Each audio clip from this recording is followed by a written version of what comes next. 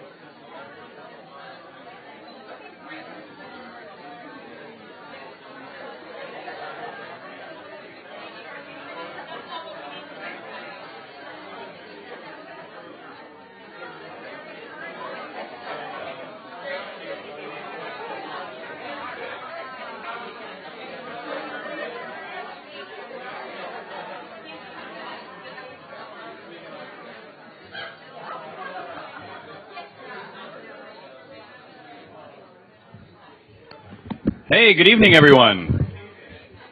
All right, a lively crowd. I like that. Well, good evening, as I said. But I'm Richard Garriott. I'm the president of the Explorers Club, and I'd like to welcome you all here. And I stole the microphone here for a moment just to tell you a little bit about our club and my dog, Delta, who's there talking also. You know, for how many people are, by the way, for the first time here in the Explorers Club? I'm guessing quite a few of you, yeah. And if you don't know about the Explorers Club, first of all, please take some time to walk around and look at some of the things we have placed around. It's a bit of a museum, you might say, to the history of exploration. You know, our club was founded in 1904, but it has roots that go back to something called the Arctic Club that go back in the 1880s or so. Which was really founded by the first explorers who were trying to reach the extremes of the Earth that had never yet been reached. And at first those were the poles, but then quickly they realized that also includes high mountains and deep depths. And so it went from being called the Arctic Club to in 1904 being called the Explorers Club.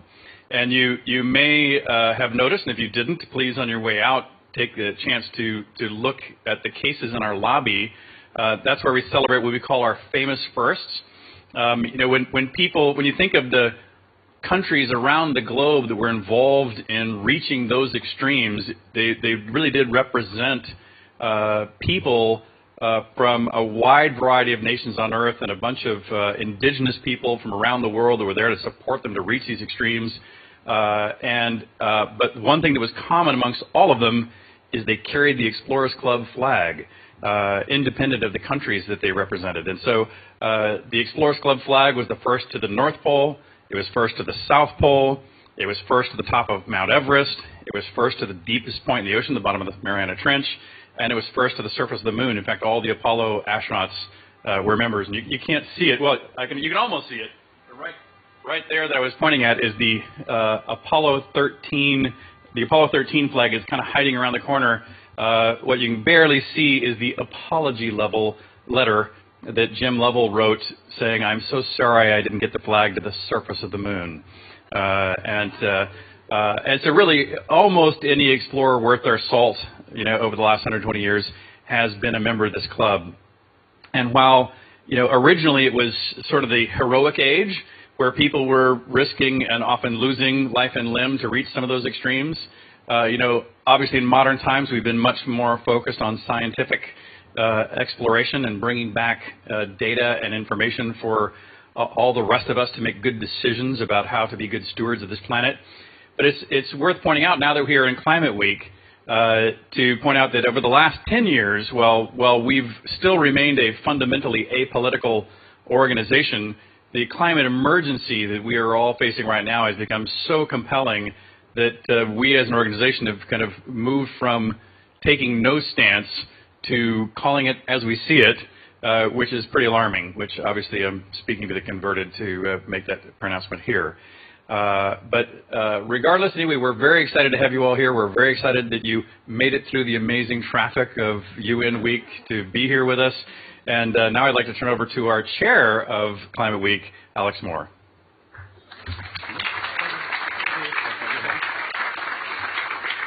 Thank you so much, Richard. Good evening and welcome. I'm Alex Moore. I'm a climate and health scientist at UMass Boston, Harvard, and the Climate Change Institute. And I have the honor of chairing Climate Week this year. I would like to thank, before we do anything else, our staff, Kevin Murphy, Brittany Barbizat, Jen O'Connor. I have got to read because otherwise I'm going to miss somebody. Brooke Vejos, Alex Serrano, Bonnie Wiper, and Sixto Ulysses Acosta. Did I say Luis Muga? Also Luis Muga was right there. And who, with their tireless work, have brought this program together this year. Without them, nothing would be possible. I'd like to thank also the Climate Week Committee, Honorary Chair Ann Passer, Santiago Pardo Sanchez, Ted Ginulis, and Katie Bossler. And finally, I'd like to thank our President, who we just met, for his support of this cause that's near and dear to his heart. Climate change is not in our future. It's happening right now all around us. It affects our health. It affects the essentials of life, such as water, food, and shelter. And it is moving, it's forcing migrations of people and animals in places where they have never been before, bringing with them diseases and crises that are unprecedented. Climate change is health, that is my bailiwick, the health of the planet, as well as our health. It's thus my pleasure to welcome scientists at the forefront of research in this field from Woodwell Climate Research, who tonight will be framing the crisis as a global, clear, and present danger. And to do so, I'm going to introduce the introducer. Dr. Heather Goldstone oversees Woodwell Climate Research Center's communications activities, bringing the rich stories of Woodwell scientists to diverse public audiences. We have a passion both for communication. Dr. Goldstone has extensive experience as both a scientist and a journalist, and she is passionate about melding data and narrative in climate change stories that build awareness and inspire action. Dr. Goldstone came to Woodwell Climate Research from WGBH, where she founded and hosted a weekly science-focused radio show called Living Lab Radio. In 2014, she was recognized for the breadth of her work with WGBH's Margaret and Hans Ray Curious George Producer Award, I think it's called. So I read all of this, and I selected from her bio because throughout the program, and I hope you will recognize this, we have emphasized the importance of communication. If we do our research and it stays behind the paywall or in dusty shelves, nobody's going to know about it. It's the proverbial tree that falls in the forest. And people like Dr. Goldstone bring it to the public, and her role, our role, all of our role is crucial in making a difference. Dr. Goldstone.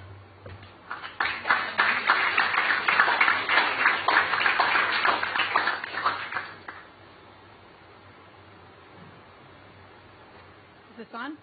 No. All right. Is it on now? Okay, terrific.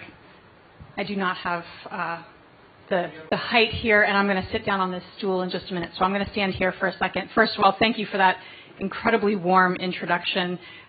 Thank you so much to the Explorers Club for having us here this evening, and also thank you to our co-hosts, collaborators on this event, One Earth, who we are proud to work with on an ongoing basis. And thank you to all of you here in the room who have joined us despite the traffic here in New York City, with the UN General Assembly going on and Climate Week going on and President Biden making his way through town. Very exciting, but also a lot of gridlock, I understand.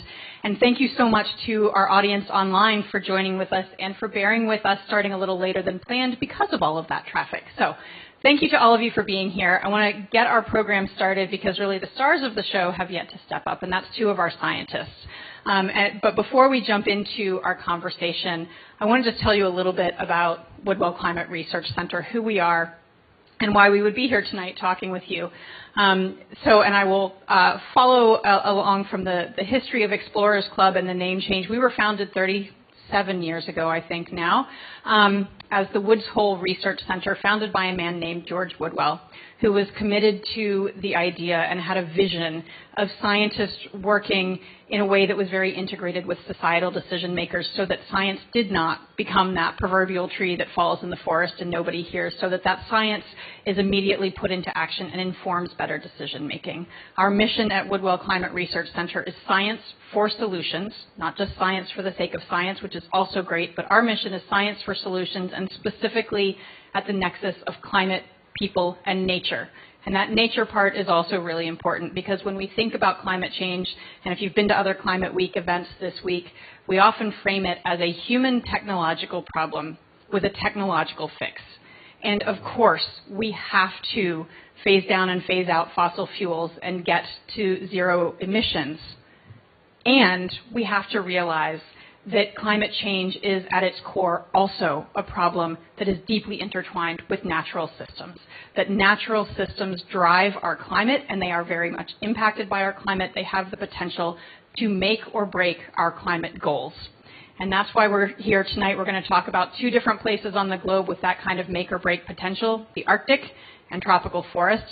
And joining me to have that conversation is Dr. Mike Coe. He leads our, and please come up and join me up here, leads our Tropics program at Woodwell Climate Research Center, has been studying the Amazon for his, well, I would say his entire career, but if you get a chance afterward, when we go back to mingling, ask him about what he did before he was a climate scientist. It's a great story.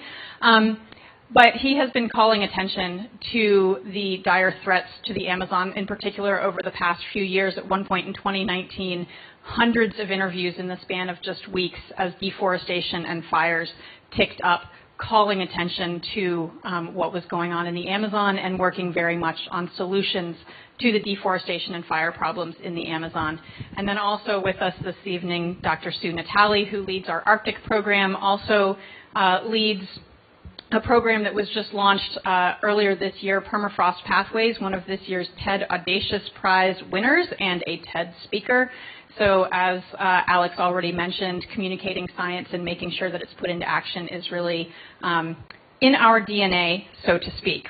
So let's get right into that part of it. And please excuse my phone in my lap. These are my notes. I promise I'm not, well, I could be in the chat for the virtual event. But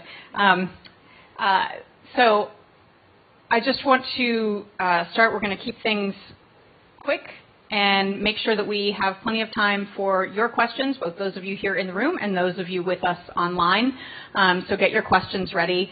But let's just start with some quick updates. And Sue, I want to start with you.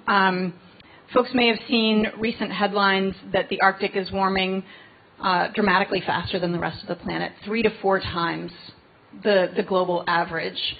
What does that actually look like on the ground? Because clearly we're seeing the impacts of climate change all around us, here in New York, around the country, just this week in Puerto Rico and in Alaska. So what is that kind of, when you're talking about 3 to 4 times what the rest of the planet is seeing, what does that look like on the ground?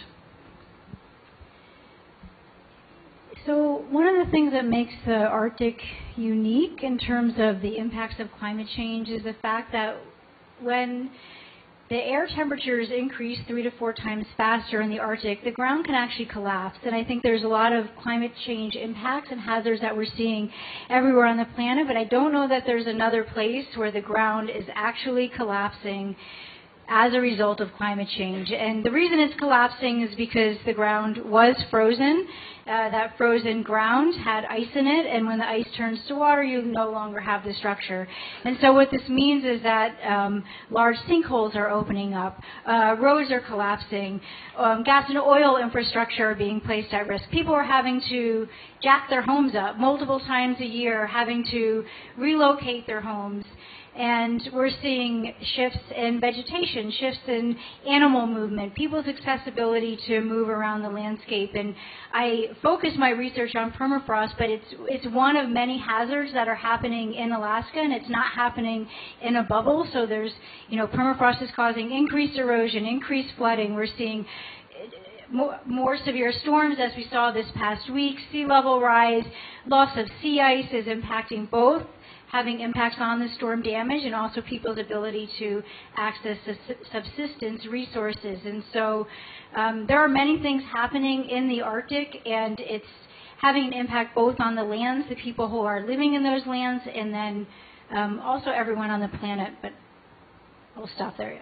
I wonder if you would actually touch a little bit on the events this week and how, you just gave a long laundry list of different types of impacts and how a lot of those have come together. And if you haven't seen it in the news, it hasn't maybe received as much coverage as it deserved, but a really powerful storm that hit the coast this week. Yeah, so there was a powerful storm that hit the coast of Alaska, and the waters were very warm, just as we see when we see these hurricanes that are getting stronger on the East Coast. So this typhoon hit the coast of Alaska.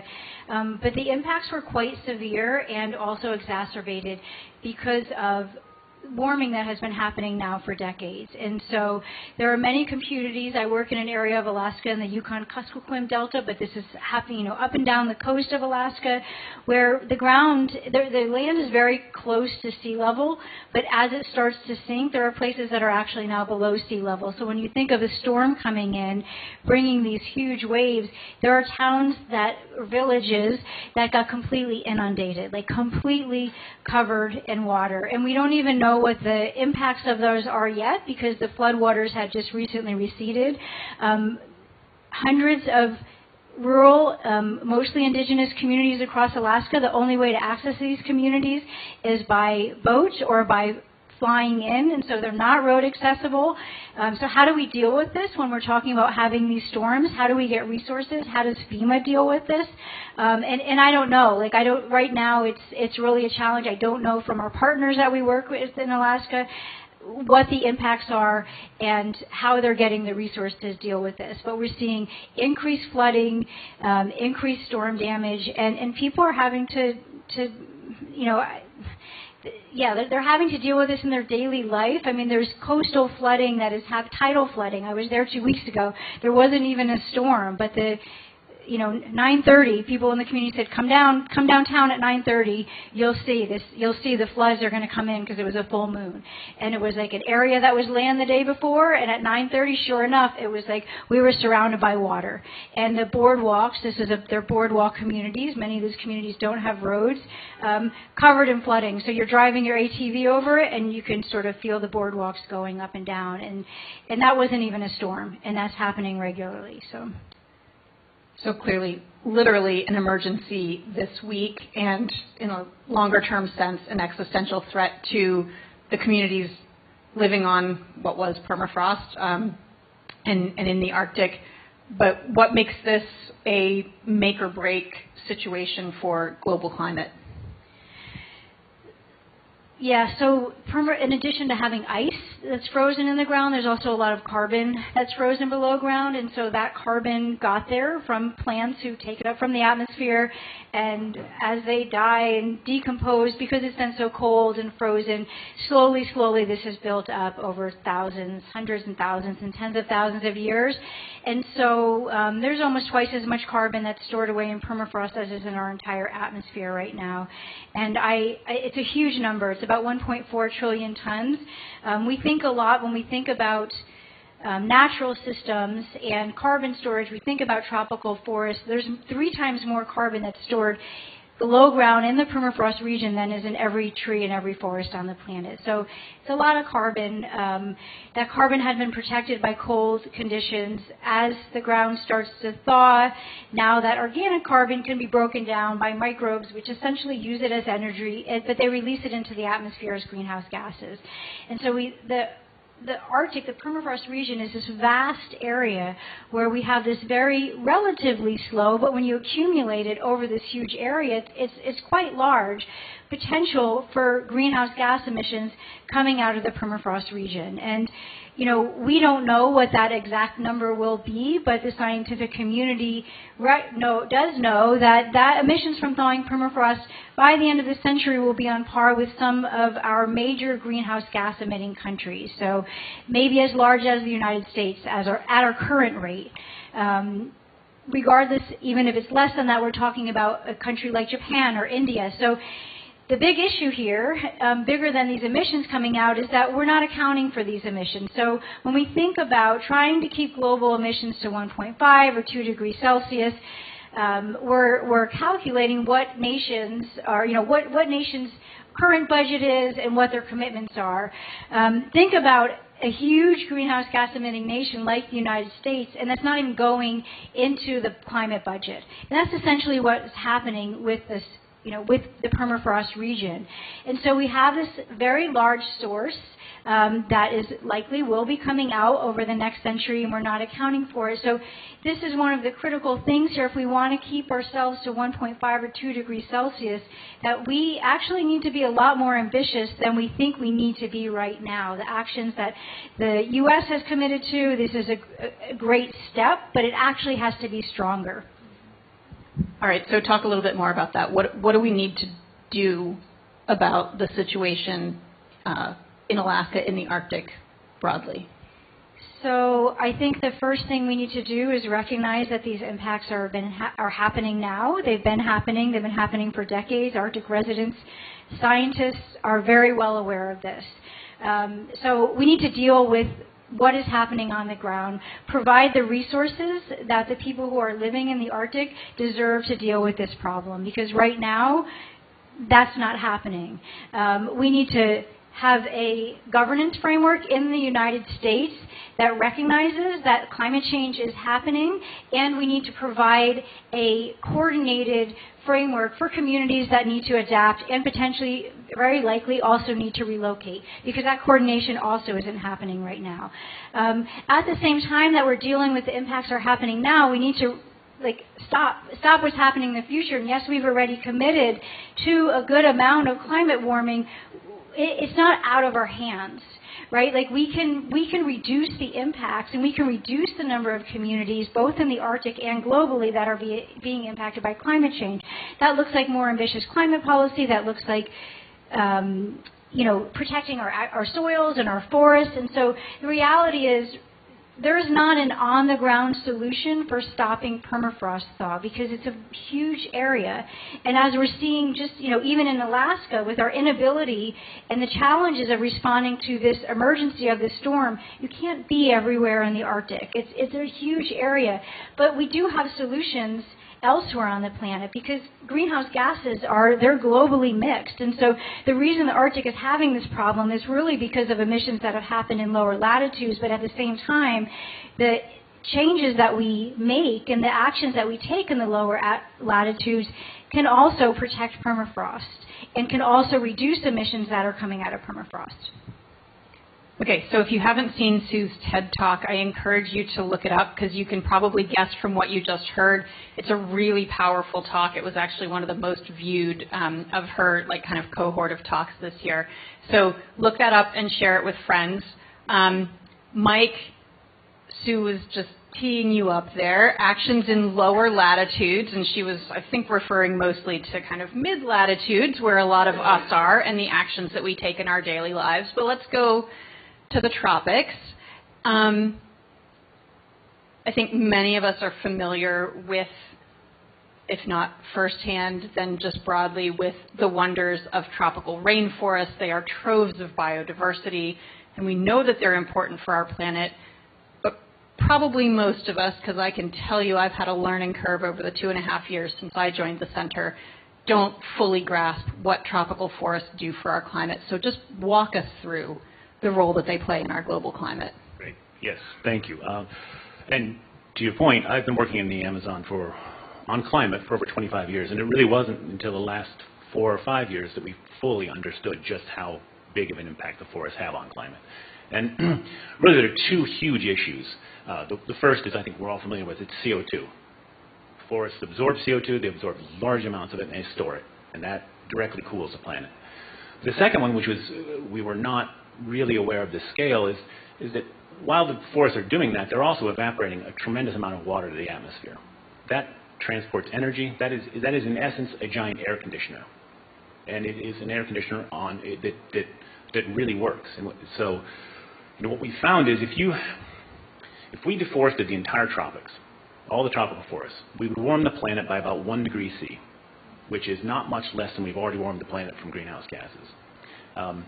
And roughly 50% of that is because of the CO2 that we've been releasing, but the other half is because we essentially shut off that air conditioner. So these are two really important processes that forests are providing, services they're providing through these processes. And at the moment, they're very effective. We've deforested something like 20 to 25% of the tropics. But we can't continue to do that. Each 10% is 1/10 of a degree C. So we have to stop the deforestation. Dig into that. We've lost 20 to 25% of tropical forests, and your work in the Amazon in particular. If we think about what has happened over the past, say, 50 years, where are we with deforestation, with protection, and what kind of trajectory are we on? Are we moving towards stopping that deforestation? Well, let me start with the first part of that. We look at the global tropics. In total, the tropical forests still provide tremendous service. We're still talking about one of the largest single sinks of carbon on the planet, and they're actively cooling. When we start to dig into it, look at different regions, of course, the picture's not nearly as pretty. Deforestation and degradation in certain regions now has gotten to the point where the emissions from those processes are exceeding the uptake by the remaining forests. And Brazil's a good example of that. We can talk about Brazil. We've worked there for many, many years. And after 2005, deforestation's really plummeted in Brazil in particular. It went from 25,000 square kilometers each year to something like 5,000. And it remained at that level for quite some time. But then in the last 3 years now, we've seen it's 10,000 square kilometers each year is being deforested. And fires are now occurring at rates we have not seen since the mid-2000s. And fire is degradation. Fire is what destroys forest and releases CO2. So taken together now, the Brazilian Amazon, if we look at that region, is now a net source of carbon to the atmosphere. It is, in fact, on the warming side, and much of Southeast Asia is the same. Deforestation and degradation, the emissions and the changes in climate from those exceed the cooling that the forest provides. Talk a little bit more about those fires. I mean, we've seen a lot of wildfires in the news over the past few years, from the American West to Europe, Alaska, the Amazon, but not all wildfires are the same. In some places, they're a natural part of the ecosystem that's gotten out of control, but that's not the case in these tropical forests. Right. In fact, I won't even use the phrase wildfires. If fire is not a natural part of the Amazon system. If humans weren't there with ignition sources, then it's just too humid for that to occur. And the fact of deforestation. So and we've studied this quite a bit in the Amazon. What we see is by deforesting, you are warming the region drastically. The temperature goes up 10 degrees Fahrenheit the minute you deforest, essentially. That puts terrific pressure on the remaining forest. It dries it out. It makes it susceptible to fire. And one of the aspects of deforestation is you burn the trees once you've cut them down to just get rid of the material. You're not selling lumber. You're just cutting them down, burning it, and so all the CO2 goes down there. But that also then provides fire to move into the forest, neighboring forest. And this is what we see a great deal of. And really, the last 3 years have been fairly disappointing to the scale of the fires that are occurring, and to the point where what started in 2019, the first year of these bad years, Sao Paulo, the largest city in South America, at 3 in the afternoon, the street lights went on. Headlights had to go on because the smoke from the Amazon, thousands of kilometers away, had turned day into night. And that's this year. The same thing occurred just within the last 2 weeks. Wow. Okay. So now the question to you, Mike, is what do we do about it? Because Sue set you up saying, we've got this problem in the Arctic. What we need to do is protect our forests. And I said our mission is science for solutions. And you have been spending a lot of your time not only documenting this problem, but figuring out in a great deal of detail how we, figuring out who is doing what that is driving the deforestation and the fires, and how we start to turn that around. Right. And first I want to say that I'm really heartened to see that in the last few years it's become kind of standard understanding that tropical forests are part of our solution. A few years ago that was not really in discussions, but now I think it's well understood here at Climate Week, at the COP meetings, that forests are part of the solution.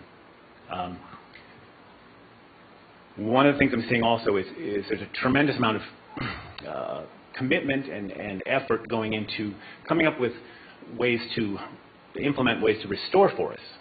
And that's great, because restoration is an important part of this package of things we have to do. But deforestation and degradation are warming the planet today, now. And I'm not seeing that same commitment. And to me, we need to have much greater commitment to the idea of coming up with solutions. And they have to be, basically, in the tropics, they have to be stakeholder-specific solutions to deforestation. And so, what has to happen is the communities have to get together, and we have to figure out how you do this. How do you mobilize very large amounts of technical support to smallholder families that own very small pieces of property, to help them produce more and sustainably? This is a huge issue. How do you engage with indigenous groups to help them do what they, just partner with them so that they can do what they do best, which is take care of the landscape.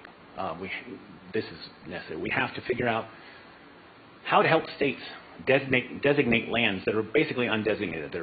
Those are the lands that are being illegally grabbed and deforested at a huge scale. In the Amazon, that's 40% of the deforestation is on these lands. So we need to figure out with the states how you do that. And we have to figure out how to help to incentivize large landholders not to deforest on lands they could legally deforest. There's 30 million hectares of forest in the state of Mato Grosso in Brazil alone that could be deforested legally. And there's no law, there's no way to, so we have to incentivize that. And those are the things we've been working on with our partner in Brazil in particular. We've been testing these ideas. Can we pay a farmer not to deforest and sign a contract not to do that for, say, 5 years? Will that work? So these are the kinds of things we have been doing, we've been testing, but now we have to get the community at large to do this on a very large scale. I mean, I think it's worth noting, though, that just getting to the point of understanding who holds the land, where is the deforestation, what drives it, that we need to, that these are these different stakeholder groups that are involved, that in and of itself is a huge advance over where we were even just a few years ago, right? And understanding that there is no one-size-fits-all solution to stop deforestation in the Amazon, let alone then if we turn to Congo, where we also have work and completely different types of communities, it's going to be different solutions there. And even just that understanding is really an advance. Correct. I mean, we really did not know who owned the land or sat on the land. We didn't know what their motivations were. All of these things had to be discovered. So we know certain things will work, but it's going to be a tremendous amount of work to make it happen. But it's absolutely necessary if we're going to keep temperature change below the 2 degrees C. There's just no way we're going to accomplish that if we're losing forests at the rate we are now. All right. I want to turn this over to all of you with us here in person and online. See if we can get some questions going. We have some microphones, I think, to perhaps pass around so that those who are in the room can also be heard at the back of the room and online. So I think Alex has got that microphone. We've got a question right up here up front, right in the white shirt here. Thank you. Hi, my name is Roberta Cravat. I just returned back from Colombia, from the Putumayo region of Colombia. And I was amazed to see exactly what you were talking about. They brought me down, and this is the cloud forest. This is the start of the Amazon. This is the jungle. And what I saw first was a lot of plantations and a lot of coffee farms and cows grazing and things like that. And then you look a little further, and many of these farms are now being turned back into wild places. And over again, I saw people who were so incredibly proud and incredibly excited about what they were doing. The trees that were coming back, the forest that was coming back, the birds that were coming back, the animals that were coming back. And the government is actually helping these people. A lot of them are indigenous. We had to take a boat. We were on an island in the middle of God knows where and in the cloud forest. And these women, a lot of them are women. It's women's initiatives. They're tired of being poor. They're tired of revolution for many years. They're tired of many things. And they're turning it back into areas where they can invite people to come down and see their nature. what they're doing, and the government is helping them, build sustainable tourism, which is going to feed the kids, educate the kids, and help to save the planet. It's really encouraging. Have you gone down there? Have you seen this going on? I've not been to the Colombian portion. I've been to Peru.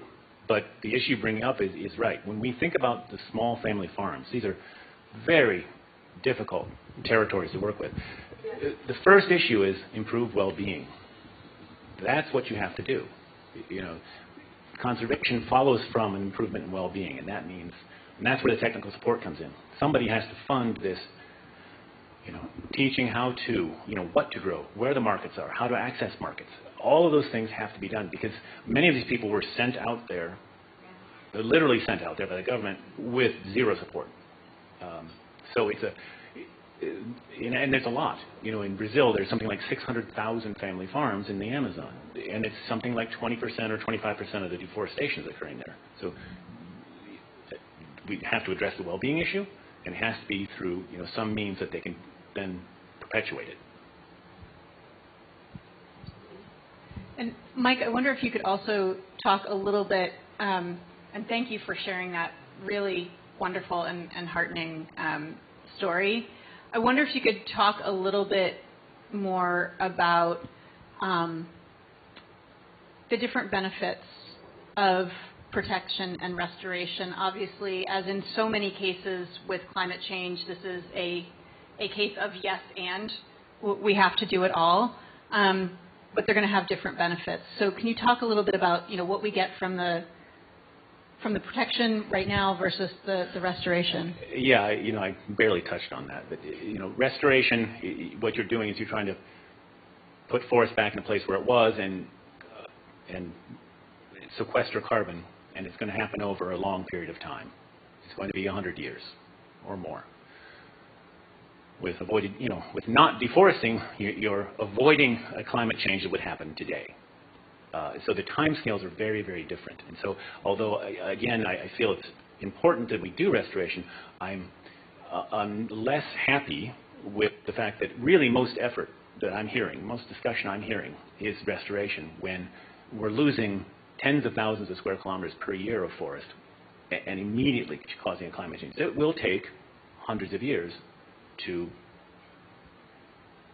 turn, you know, to turn negative again. So there's my, you know, there's my. I mean, I'll say it a slightly different way. Like we need the restoration, absolutely, and it yields benefits. Some of them immediate and some of them longer term, but we cannot do it at the expense of protection. And unfortunately, not necessarily in this case that you were bringing up, but unfortunately, that's something that we are seeing more broadly.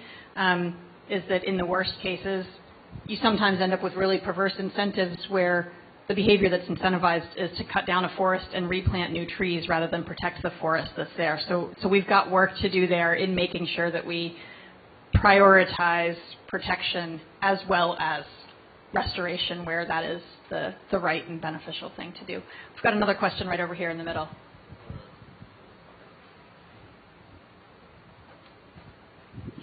Thank you. Could you comment both in Alaska and in the Amazon on the indigenous wisdom that could be, you know, highlighted in terms of the solutions that we need so badly in both cases? Yeah, great question. So climate change is a complex problem, and there's no possible way that with the training that I have had as a scientist that takes me in a very narrow space can come up with a solution and also can understand it. It's only through my interactions with indigenous people where I've begun to be able to expand the way that I see the world.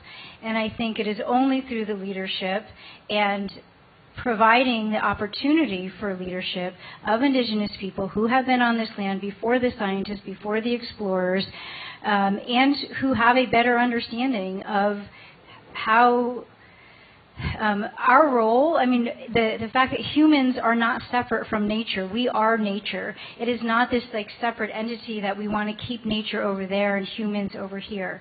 So to me, it's critical for if we want to find solutions to climate change that are just and that are viable, that we Indigenous people leading the charge and providing us with the guidance. Without that, I think it will be challenging, if not impossible.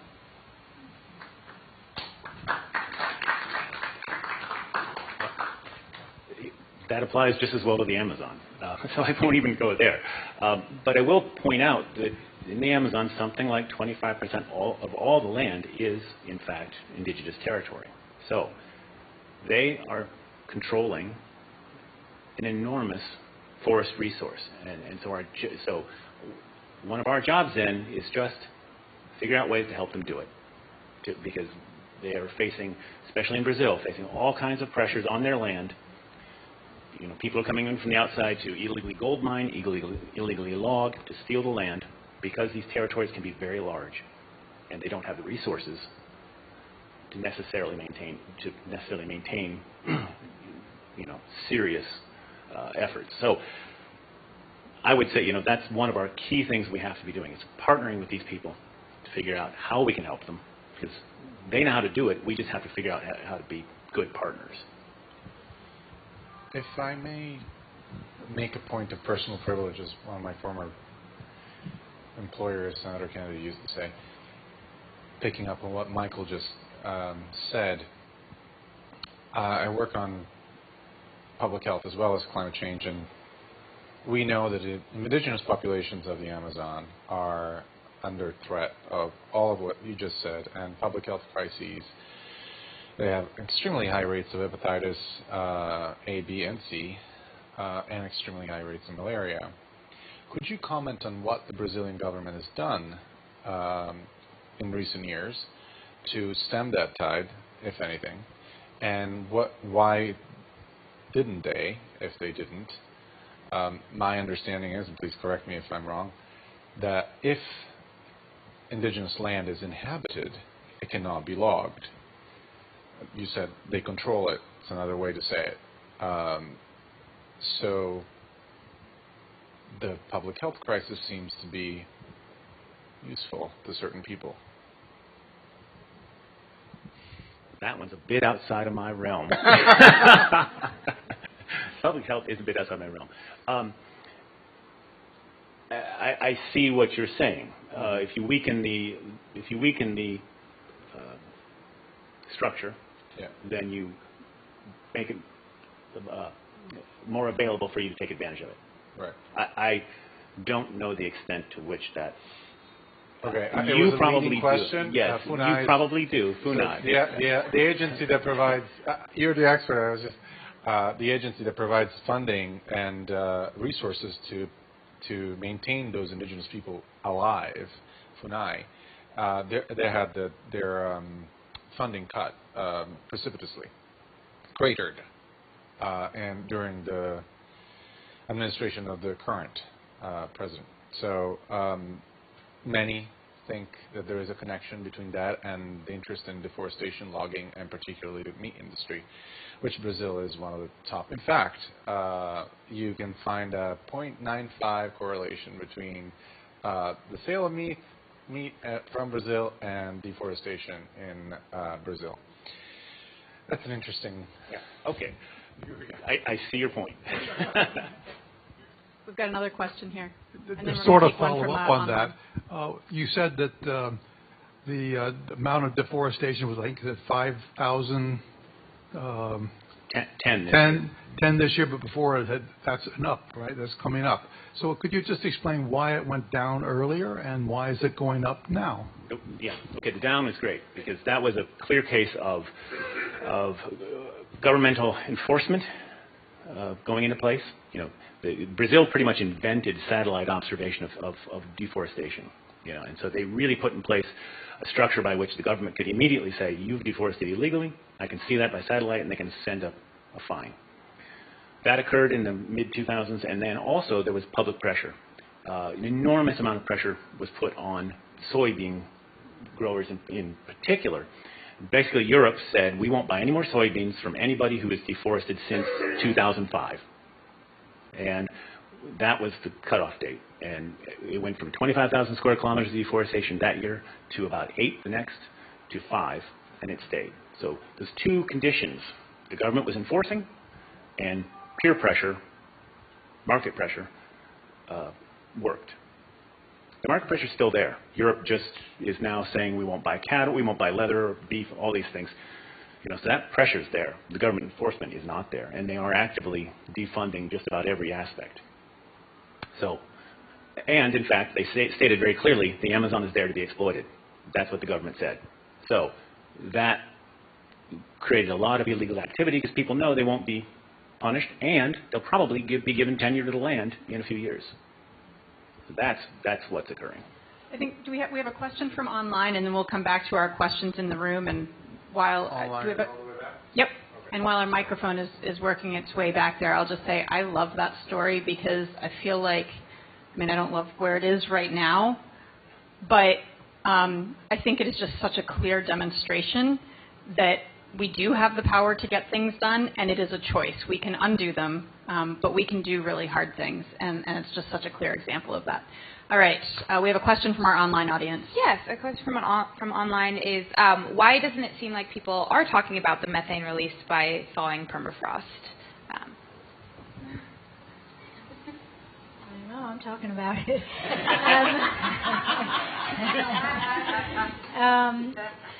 I don't know. I mean, I think it's, you know, it's easier to see deforestation than it is to see permafrost, methane and carbon. And it's methane and carbon dioxide that can be released from thawing permafrost. Both are really important greenhouse gases.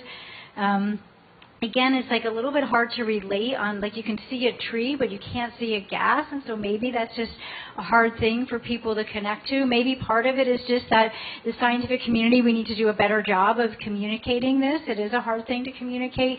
There's not a direct solution, so that makes it a little bit of a challenging place to be unless you have a colleague next to you that works in the tropics, or folks, you know, at an organization where you have people who are, you know, working on these solutions. So I'm not sure, but I hope more people will be talking about it after we're done here. Yeah, for sure. Everybody here, everybody watching, you know, one of the most powerful things we can do is talk to each other and share what we know. So let's change that.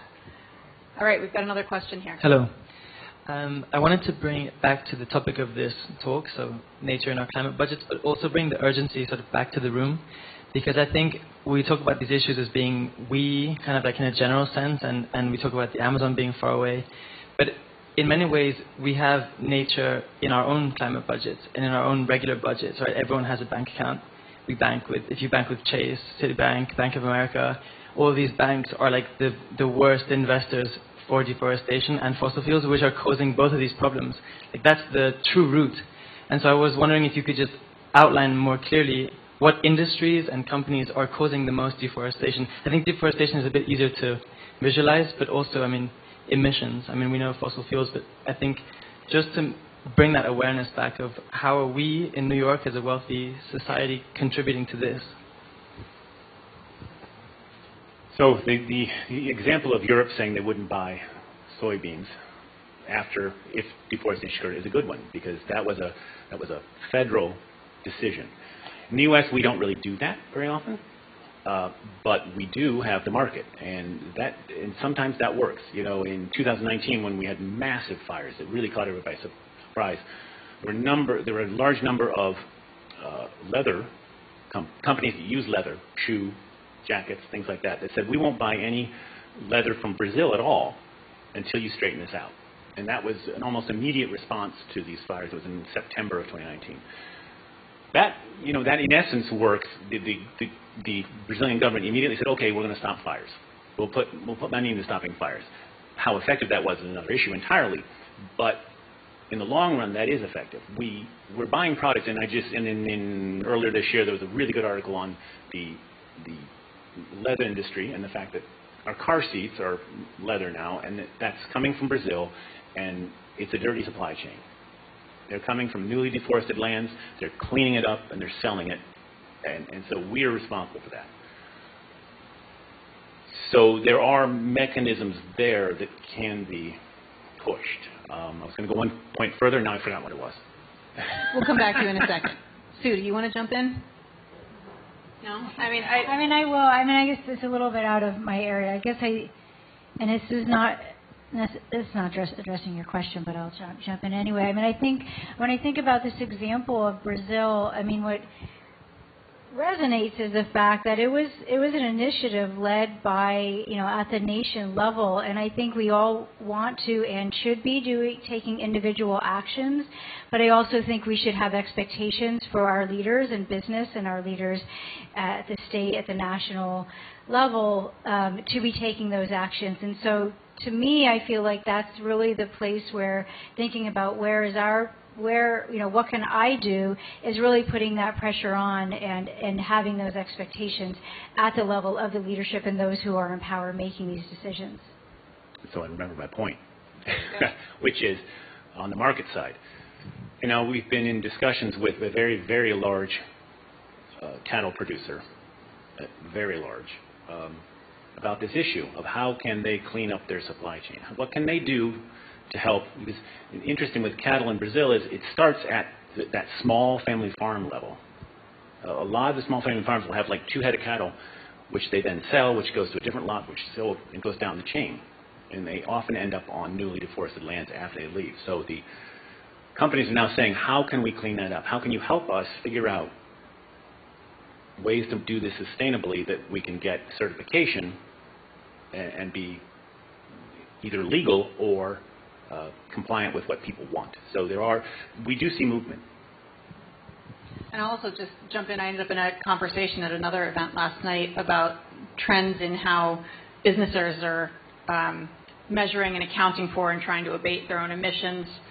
Scope 1, Scope 2, Scope 3, if those terms are familiar to you guys, basically their emissions from their actual operations and then going out into their supply chain and further afield, and you start to get to issues like what Mike was talking about, where when we put in place rules and regulations that say you have to disclose what your emissions are, right, suddenly businesses start going, oh, I have to figure out where those cattle came from. I have to figure out where my leather came from. I have to figure out where all these different things come from that may not be my office building in my factory, but they're part of my larger ecosystem. And so it's back to Sue's point about, we need to create systems.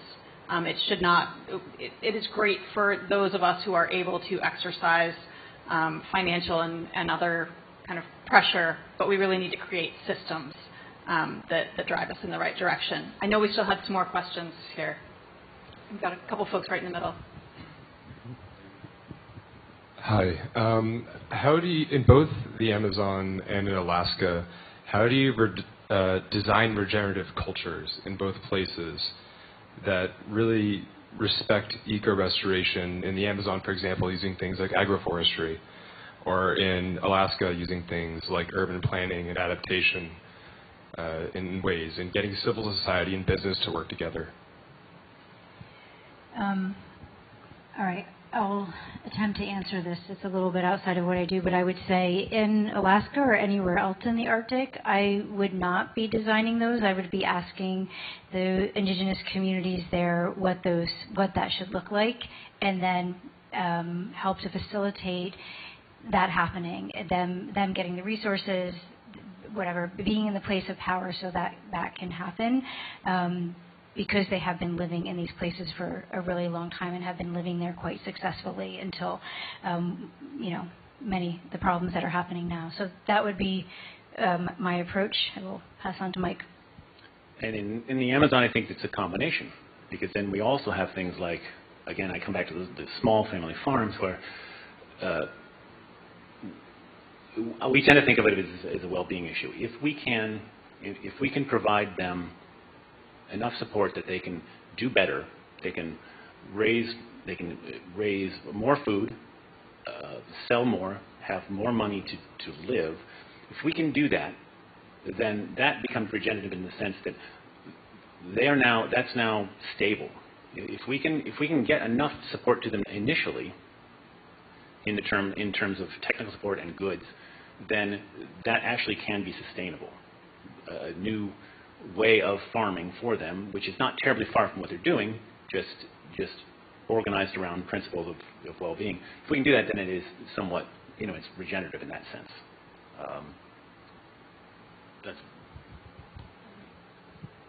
And I just want to be conscious of time. We've got a question right here, kind of back middle. And, well, it's, close to 7:45? So it's already 8. Time flies when you're having fun. Why don't we say one more question after this, and we'll wrap it up and go back to chatting in person a bit more. So, Hi. First of all, thank you very much for giving these talks. It was very compelling. The stories about the indigenous people and what's happening in the Amazon is really touching. And actually, the average person should be really watching this and learning about this. We're all converted. We're already there. And so I happen to be a climate scientist who looks back in the past when CO2 was higher than today, and I guess what? The climate was warmer when CO2 was higher. And so I can actually try to estimate what's going to be happening in our future. And so, and I actually just looked it up just to make sure, because a paper just came out talking about the 2 regions you're talking about. Armstrong of McKay just came out in Science just a couple of weeks ago, and talking about tipping points. Tipping points in the permafrost. And they said anything below, within 2 degrees of warming, we could have an irreversible thawing of the permafrost. And you just gave the numbers of how much permafrost and how much CO2 would be emitted. We are really close to reaching these irreversible tipping points. Tipping point is there, it's irreversible. Once it goes, it's over.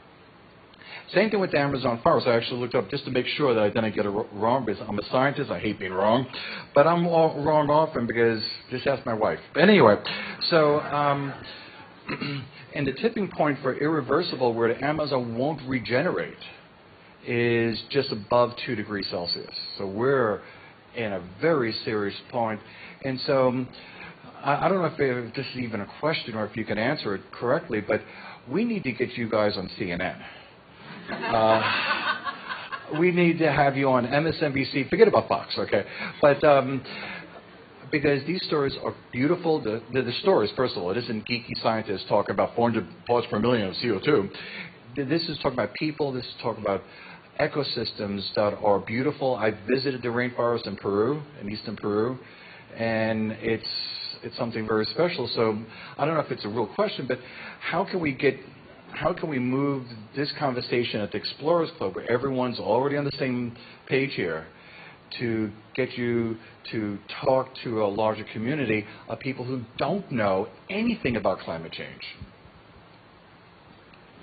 I just stumped you guys. I'm sorry. She's a communications person. Wow, those were 2 looks. Believe me, it's something we're trying to do on a regular basis, and I think not as a cop-out. I think, unfortunately, there's not a silver bullet, because honestly, I think being on CNN would be great, but I think this is more powerful, in the sense that I think a lot of these conversations need to happen one-on-one. They need to happen in small groups. They need to happen in groups where there is trust, where you can actually talk about things and disagree. And that means that we absolutely need Mike and Sue on CNN and in the New York Times and the Washington Post and all of these places where they have been and will continue pushing for that. But we also need all of you to also be messengers, and we all need to be messengers to the circles that we have, because 2 people aren't going to be able to do this. And we're not necessarily going to be able to do it by broadcasting, mass media broadcasting. We're going to have to do it in much more personal ways, for there actually to be the impact, for there to be the connection, for there to be the, not even necessarily in a lot of cases, a change of heart or mind that needs to happen in the sense of convincing people that climate change is happening, but helping people connect with climate change in a way that makes it feel real enough and present enough that they actually act on it and then continue, right? And so we didn't talk a lot tonight about the phenomenon of feedback loops how change can beget more change, but obviously when you've got a phenomenon like, well, either deforestation or permafrost where you're putting emissions into the air that warms things, that makes things worse, you get more emissions, right? You get a feedback loop. But we also talk about running feedback loops in reverse, not just in the sense of cooling and absorbing more carbon, but also creating social feedback loops that push us in the right direction. And I think that's where we all come into the equation. Do you want to end? I have one last thought. Your title was Nature in Our Climate Budget, and a budget is something that we usually do when we do economies and finance. If Dr. Sylvia Earle were here, she would ask this question. I'm going to be a poor substitute. Whenever we put a dollar sign on something, a tree or ice, we are buying into, in some way, the environmental economics, the system that is in fact causing the entire problem, right? So perhaps you could speak to the complexity of nature that cannot be evaluated or costed, if you will, where you can't assign a dollar sign to it. The value of a tree, the value of ice, the value of the ecosystem that's being affected, that stems from its complexity that we don't understand. How much don't we know, essentially? And its value to the people that live there, that have lived there, and are now, whose ecosystems are being disrupted by us who don't live there. So perhaps how much don't we know? When we say, oh, well, this tree is valued at, $10,000, therefore, it's better alive than dead, logged and, made into a house. That tree is connected to a system. It's connected to other trees. It's connected to all sorts of a cascade of other events that we don't grasp, which are beautiful but are very difficult to comprehend and even communicate. So, what excites you about that idea, maybe ending on a positive note, and how is that not captured in kind of the budget idea of nature?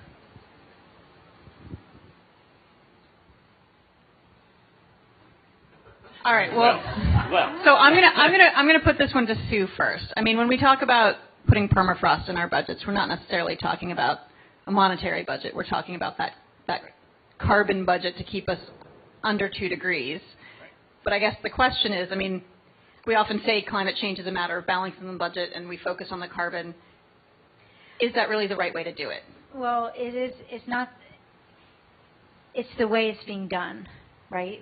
So I don't think, no, absolutely not. The carbon that's coming out of permafrost, in no way does that capture the impacts and the cost to the system, to the planet, to people's lives, to non-human animals, to plants. It absolutely, absolutely does not capture that. At the very minimum, though, this is being done. People are counting carbon right now to stay below 2 degrees Celsius. And we need to count the carbon that's coming out of permafrost. Because if we don't, those losses will be bigger. And we don't know what they, I actually don't think they should have I'm comfortable with a monetary value on it, because I actually think the folks who are putting the monetary value actually really don't fully understand the value of these places. But we do know that we do need to count the carbon in permafrost, put that in the budget, because then we will lose fewer of these places and have an impact on fewer people and hopefully be able to sustain the planet. So, if we reach a tipping point in the Amazon and we lose it, it's a 0.5 degree C. That's a budget. I will have changed the planet by 0.5 degree C. But good God, what else have you changed? You've lost. I'm with Sue on this. There's just no way to value what to truly put a dollar value on what you've lost.